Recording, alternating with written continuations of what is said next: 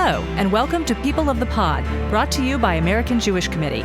Each week, we take you beyond the headlines to help you understand what they all mean for America, Israel, and the Jewish people. I'm your host, Manya Brashear-Pashman.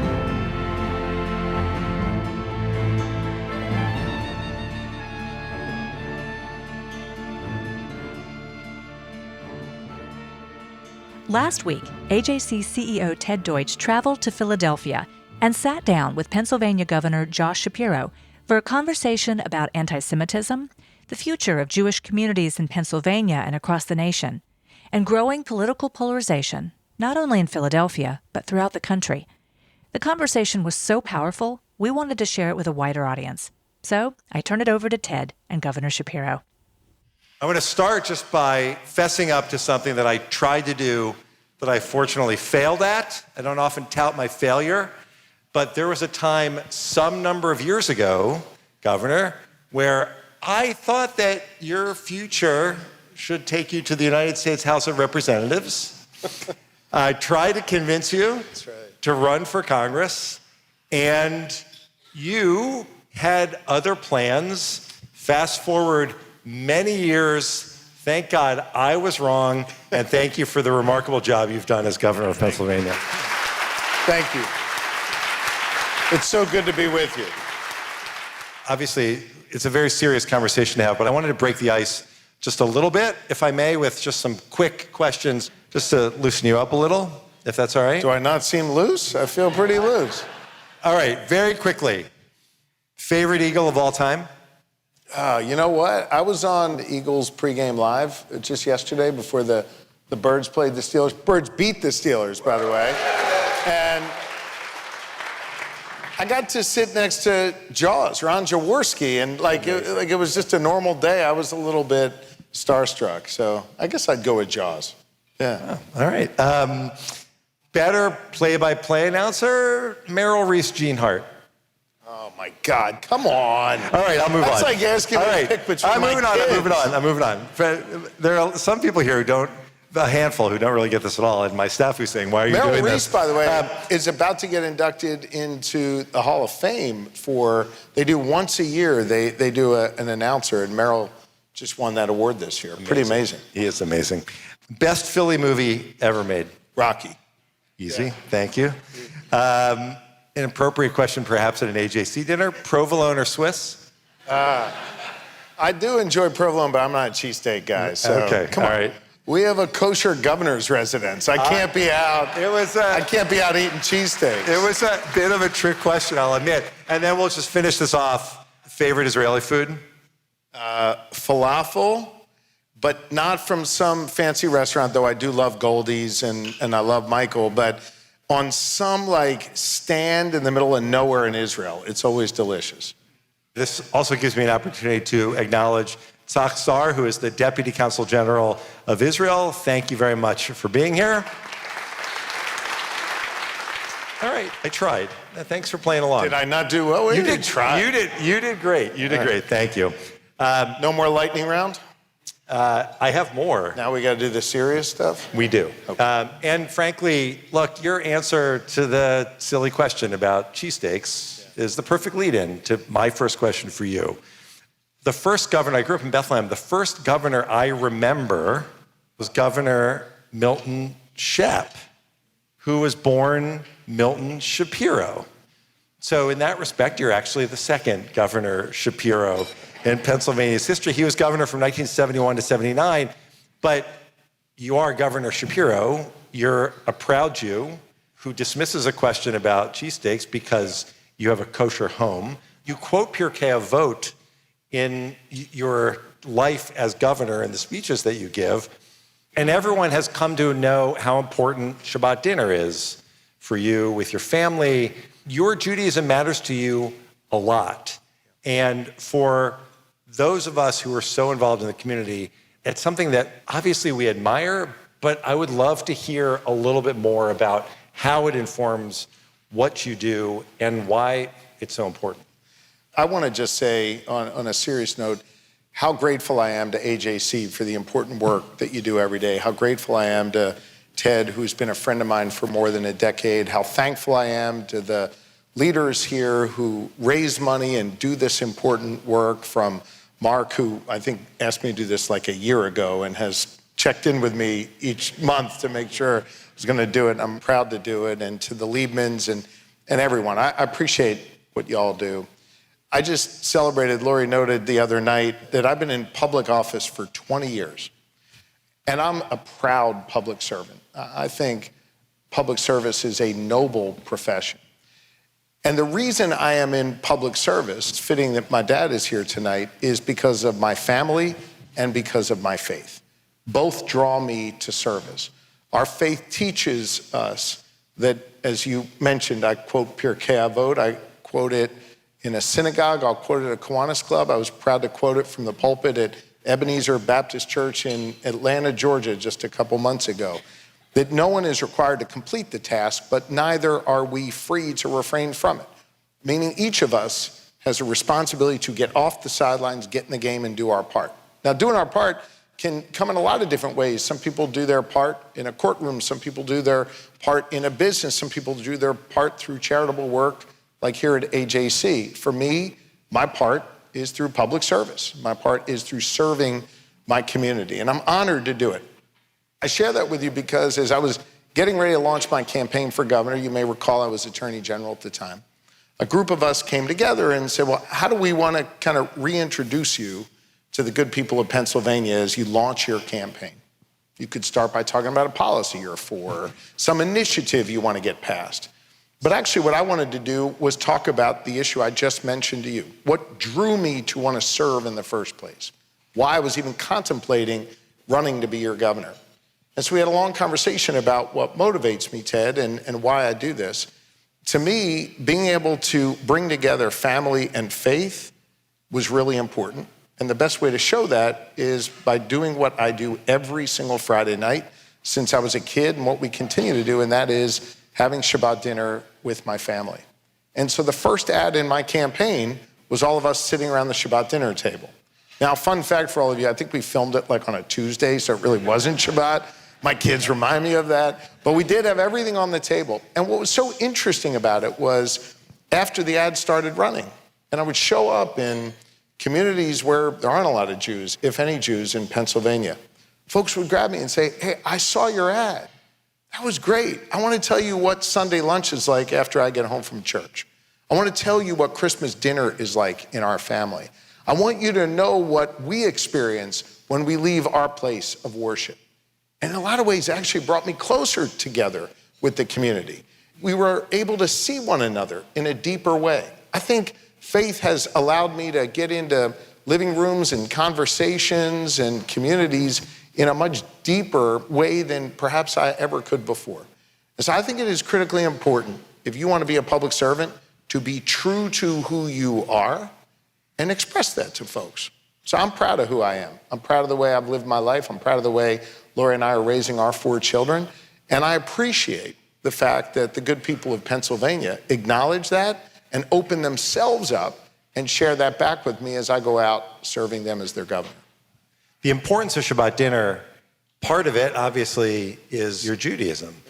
But it also is anchoring for your family and for everyone that you interact with to know that on Friday nights, that's the time for your family. There's something there in a time of really polarizing politics and fragmentation of society. There's something there that we should learn from, right? I just think making sure you're committed to family, you're committed to yourself at some key moments each day, each week is really important. Lori and I live crazy lives right now, running all over the place. I'm not complaining. I asked for this, and I love what I do. I hope you can tell the joy that I have every day in serving you as your governor.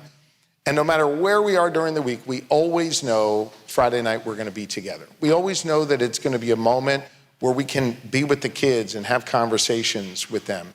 And I'll be honest with you, Ted, I mean, some of it, of course, is the prayers and the rituals and the religious aspect of it. But so much of it is just the family part of it and being grounded in that and knowing that that will be our moment during the week, whether we're at the governor's residence or our home in Montgomery County. We are always together Friday night, and it's something we don't compromise on. I think it's important that you've got to set those boundaries. You got to say what's important, and that's exactly what we do.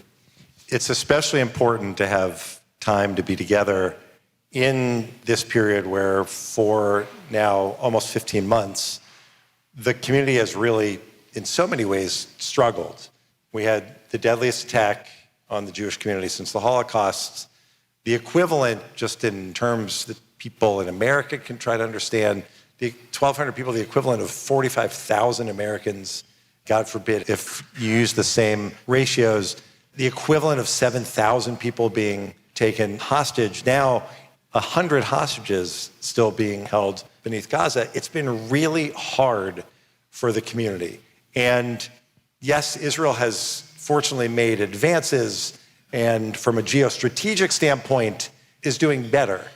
But this has still been really difficult for the community, for those of us who care about Israel. And then layer on top of that the anti-Semitism that we've seen that you've been so outspoken about in the work that you do. How, again, given what's at your core, is it hard sometimes with the way that we're feeling, the way that you feel as a committed Jew in the face of all of this, to speak about it? Do you ever feel that you need to hold back because this is all so personal to you? I never feel like I need to hold back. I think it is always important to speak out. But I also think it is important that we have two separate conversations, one about anti-Semitism and the other about Israel. When it comes to anti-Semitism, I think it is critically important that folks understand there is no nuance in that conversation. Anti-Semitism, hatred, bigotry in all forms, it is not okay. Everyone in a position of public trust, everyone has a responsibility to speak and act with moral clarity, to speak out against it. And it doesn't matter who is sharing those sentiments. If they're members of your own party, if they're people who you otherwise might agree with on some other issue, we have a responsibility to speak out against it. And we have a responsibility as a community to be unified against anti-Semitism, hatred, bigotry in all forms. There is no nuance on that. When it comes to the issue of Israel and foreign policy and Middle East policy, that's a far more gray area. And I think it is important to continue to speak out in support of Israel. And I think it is also acceptable if one wants to respectfully criticize a policy coming from the Israeli government. There is a difference there. And so what I try and do is not hold back in any way, but to make sure folks understand we are having two different conversations. We got to speak out and stop anti-Semitism in our communities. And yes, we can express an opinion as it relates to the policies in Israel or by the Israeli government. And I think it is also critically important to acknowledge the very real fact that there is anti-Semitism in this country, there is anti-Semitism in this Commonwealth, and it is on the left and it is on the right. And there is no one party that has a clean record on it, and we've got to make sure that no matter who is putting forth those words of hate, they are condemned. AJC is fiercely nonpartisan in the way that we do our work and recognize and talk constantly, try to make the point exactly the way you have, that there's anti-Semitism wherever it is, we have to call it out. But that it's harder for some to see it or to call it out when it's among their friends in their own party than if it's in the other party. This was something that I dealt with as a member of Congress. But when conversations turned to you during the election and people referred to you as Genocide Josh. Yeah, I saw that. Yeah. There are those, I think we have to acknowledge it's on both sides, and clearly there are those on the far left who don't want to criticize Israel but have now taken the position that Israel essentially has no right to exist, that then bring that in to that kind of language, which is clearly anti-Semitic in the way it's applied. How do you deal with that? So I must tell you, it did not upset me, and it didn't affect me. What did upset me was the way those attacks against me made other people feel. You know, as I was traveling across this Commonwealth, across the country, folks would come over to me and tell me, you know, I saw what they said about you, And it was making them feel less safe in their communities. It was making them feel less safe in their schools or on their college campuses. That upset me.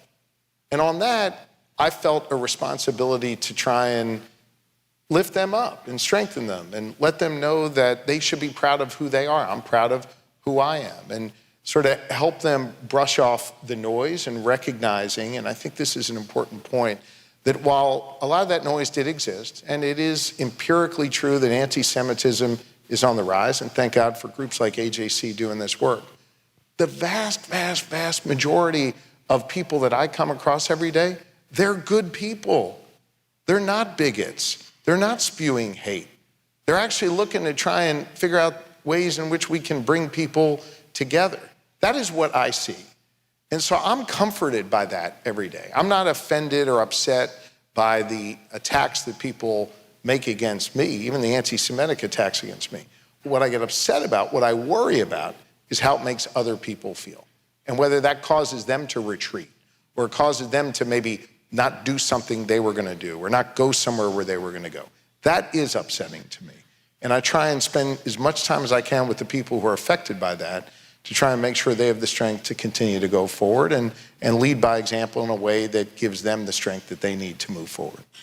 And sometimes, while the overwhelming majority of people are good, I agree with you, and I think it's important for us to realize that the data tells us that the vast majority of Americans are supportive of Israel as well, and are overwhelmingly opposed to anti-Semitism.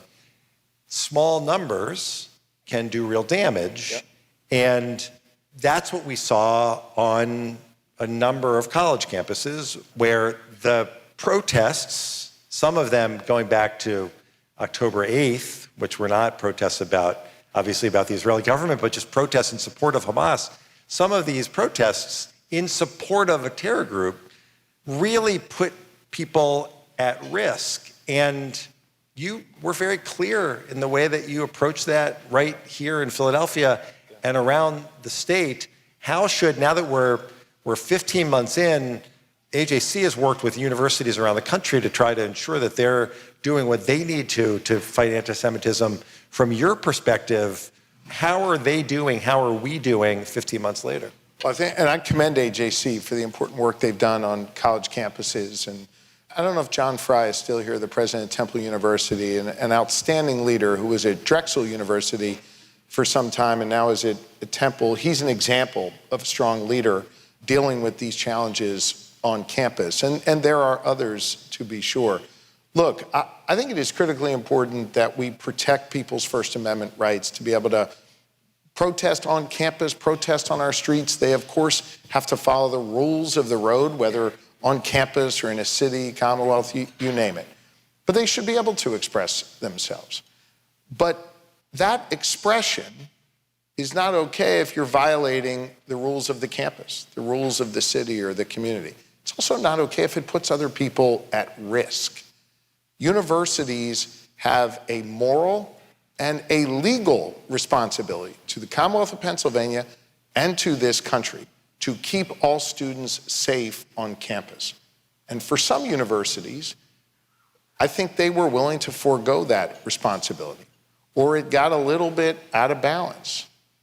Some universities were willing to accept a little bit of hate over here, but no hate over here. And that's not okay. Hate and bigotry in all forms needs to be condemned. All students need to be safe on campus. And yes, there should be places where students can express themselves and have their views heard. So while I realize there's a lot of gray area when it comes to figuring out exactly where that line is, I do think it's important that everybody adhere to those basic principles. And there are many colleges and universities here in Pennsylvania that are. I think, candidly, Penn lost its way. They are working to get back. I think Susanna Lax-Adler and others, Susanna has done really wonderful work, and there's some important work there happening under their interim president. I think they are moving in the right direction there, and many other universities are as well. And so I hope, to get to the heart of your question, 15 months later, we're in a position where students feel safe to be able to both go to class and to be able to protest within the bounds of the rules on campus, and that we continue to be balanced in our approach there. And when there is messaging sent, whether from faculty or from student groups or from other places on campus that say you are not welcome in this group or frankly in this classroom simply because you are a Zionist, simply because you believe in the modern state of Israel, that also can't be acceptable because of what it says, the message that it sends to students and how it puts people at risk. Yeah, without question. I mean, if you're a student on one of these campuses, you literally have a legal right to be safe in these communities and on these campuses. And university leaders have to remember that. I gotta tell you, these students, they're scared. You know, Hanukkah last year was sort of right around the time that these protests were really kicking up, and students were incredibly scared. I heard from a number of students at Penn who reached out to me, reached out to my wife, and we decided to forego lighting our Chanukiah for the first night at the governor's residence. We got in the trucks, drove to Penn, and we lit the Chanukiah at Penn's Hillel with those students. We wanted to make sure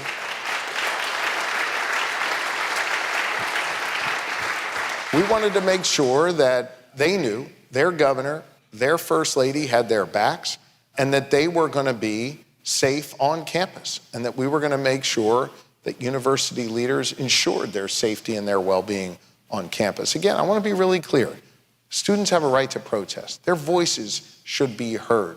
I think students have helped usher in change in this country for generations. We want to hear their voices, but not at the expense of the safety and well-being of any other student. That's where you got to draw a line.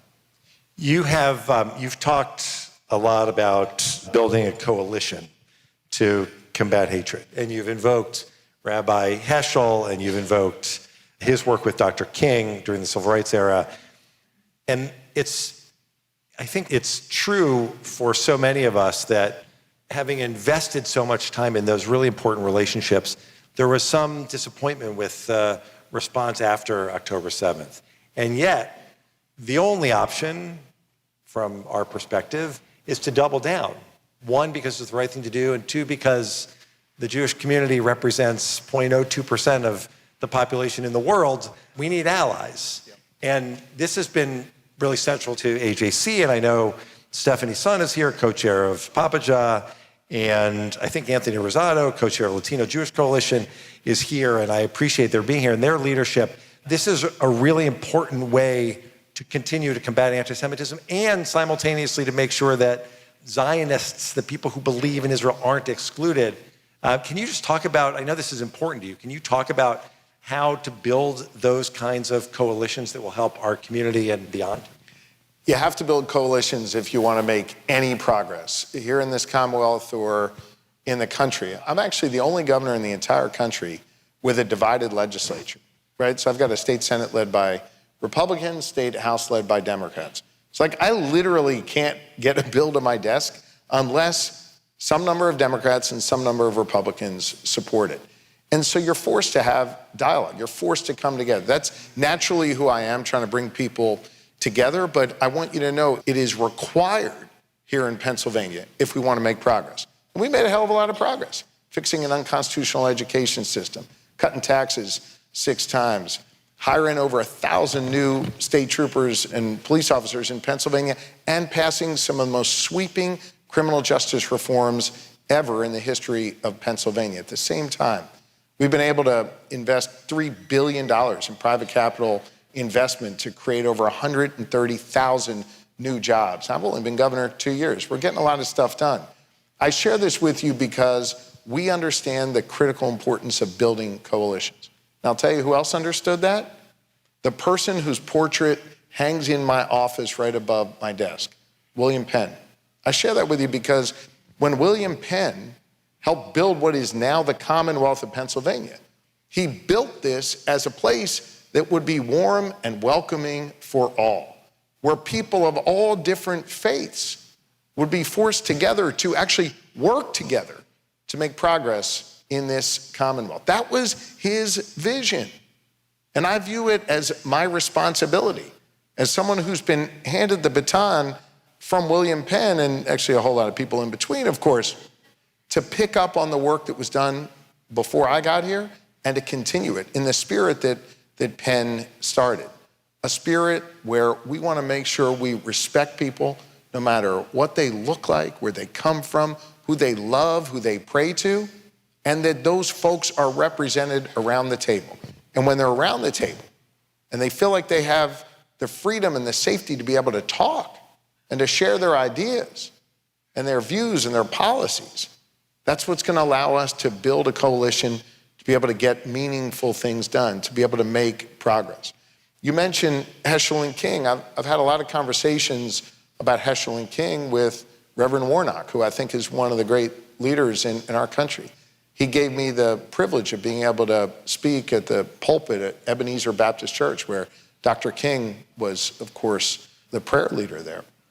We spoke about Heschel and King from Ebenezer, the need to be able to bring the Black community and the Jewish community closer together, to be able to do this important work. My friend David's here. He's done work with Operation Understanding and other organizations like that that bring people from different walks of life together. And if we can do that more, we can understand one another, we can reduce the amount of hate and bigotry in our community, and we can make progress. In the spirit of William Penn, to fill in the work that Heschel and King started, and to be able to create a safer community for all of us. I want to follow up on this note of bipartisanship. You talked about the division in the legislature in Harrisburg, and I want to just focus on Israel for a moment. Sorry, it's been a long time since I lived in Pennsylvania, but you're still one of us. You're a Birds fan. It's okay. Thank you very much. And he went to Camp Ramah. I mean, look, this guy's got the whole pedigree. The Lehigh Valley is in my blood. Look, if you think about support for Israel, in Pennsylvania, there were 2 pro-Israel Democratic senators. There will now be a pro-Israel Democratic senator and Senator Fetterman, whose support has been nothing short of spectacular. You have strong Republican support, including from my good friend, Congressman Fitzpatrick, from the area as well. And in many ways, it's a good reminder of the importance of bipartisan support for Israel. Is as we look into the future, given the challenges that Israel faces, is that Pennsylvania model of bipartisan support from both senators and bipartisan support from House members and a Democratic governor, is that the model that we should continue to expect to see around the country? And will both parties continue to be as strongly pro-Israel as they should be? I hope so. Look, I'm a proud Democrat, and I want to make sure that the Democratic Party continues to stand with Israel, and I'm going to continue to do my part to raise my voice to ensure that it does. I lament the fact that in recent years, the issue of Israel, so to speak, has become weaponized in our political system. I think Israel is far safer and far stronger when the relationship that elected officials in America have is on a really bipartisan or nonpartisan basis. And I think there have been some organizations, quite candidly, that have tried to throw a monkey wrench in that idea and instead have injected too much partisanship into that relationship. In the long run, that makes Israel less safe. And maybe in the short run, given the way the political dynamics are in the country today, it could work to Israel's advantage. But mark my words, in the long run, politicizing America's relationship with Israel is not in the best interest of Israel long-term from a safety and a security standpoint. And so I believe the Pennsylvania model is the right way, where we've got Republicans and Democrats alike standing up and speaking out in support of Israel. And by the way, challenging Israel where Israel needs to be challenged, and also making sure that we are speaking with a unified bipartisan voice against anti-Semitism. And where anti-Semitism rears its ugly head, no matter what political party or affiliation or left-leaning or right-leaning person said it or group said it, that we join together in standing up and speaking out against it. I think there's something to our Pennsylvania model, and I'd like to see it more across the country. I want to thank you really so much for this conversation, and I want to give you a chance to end with this. For all of the challenges that we're facing, it's kind of a heavy conversation. Yeah. What is it that you're most hopeful about at this moment, thinking about our community and the future and your life and your world? Yeah. You know, I get asked a lot, like, how do you stay so optimistic and so upbeat given all the challenges there are out in the world? And there are so many challenges. There's challenges like what we're talking about here tonight with anti-Semitism. There's other challenges that the world is confronting, and probably another 40 days or so, we're going to confront even more challenges in this country. But what I think keeps me so up and so hopeful every day is the privilege I have to serve as your governor and travel around to different communities and different neighborhoods and just meet people who are doing remarkable things every day. It is a privilege I wish every Pennsylvanian had, to go and to see these nonprofits who are doing life-saving and life-changing work, to see the incredible work that's happening in some of our skyscrapers here in Philly and our farmlands out in rural communities across Pennsylvania. There are so many people who are literally changing the world, doing tikkun olam in their neighborhoods. And you know what? They're not down by the news cycle that I know really can bum a lot of people out. These people give me hope, and these people fuel my energy every day to go out and do this work as governor, and they make me optimistic and hopeful. And so while I leave you with this, while I understand the critically important role AJC plays to continue to combat hatred and bigotry and anti-Semitism, and you do a great job doing that work, while we're focused on those negative things that we've got to combat, I hope you'll also take a moment to appreciate the positive in our communities and understand that there is so much good out there and so many people doing so much good. And that is what fuels me. That's what keeps me up and excited. And that is what I think, really in many ways in the spirit of Penn, we get to see every day in the Commonwealth of Pennsylvania. So we need to continue to do this hard work that AJC calls us to do, but let's never lose sight of the positivity that's out there that fuels my optimism every day. We're so grateful. Governor Shapiro, thank you very, very much. Thanks, Tom. Thanks. Thank you. If you've missed our most recent episodes, be sure to tune in for my conversation with Bishop Joseph Bambera about a groundbreaking Catholic-Jewish initiative, Translate Hate, the Catholic edition. At a time when recent events have challenged Catholic-Jewish relations, the chairman of the U.S. Conference of Catholic Bishops Committee on Ecumenical and Interreligious Affairs shared why the Church has made combating anti-Semitism a priority. And don't miss the conversation with AJC CEO Ted Deutch and renowned French philosopher Bernard-Henri Lévy about what lessons can be drawn from the post-October 7th era. Thank you for listening. This episode is brought to you by AJC. Our producer is Atara Lakritz. Our sound engineer is TK Broderick. You can subscribe to People of the Pod on Apple Podcasts, Spotify, or Google Podcasts, or learn more at ajc.org/peopleofthepod. The views and opinions of our guests don't necessarily reflect the positions of AJC. We'd love to hear your views and opinions or your questions. You can reach us at peopleofthepod@ajc.org. If you've enjoyed this episode, please be sure to tell your friends, tag us on social media with #PeopleOfThePod, and hop on to Apple Podcasts to rate us and write a review to help more listeners find us. Tune in next week for another episode of People of the Pod.